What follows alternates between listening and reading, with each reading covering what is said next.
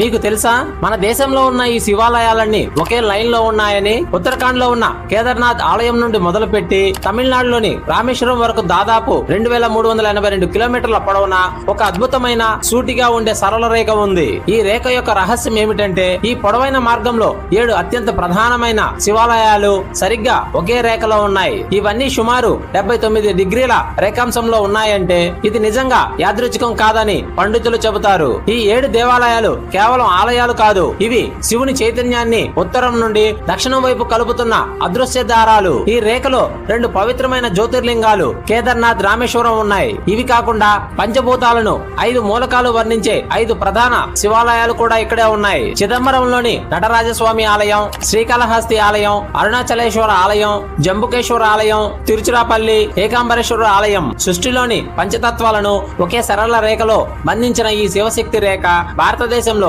ఆధ్యాత్మిక శక్తికి, భౌగోళిక స్థానానికి మధ్య ఉన్న లోతైన సంబంధాన్ని స్పష్టంగా చూపిస్తుంది. ఈ 7 మహాదేవాలయాలు ఒకే సరళ రేఖలో ఉండడం వెనుక ఏదో శక్తివంతమైన రహస్యం దాగి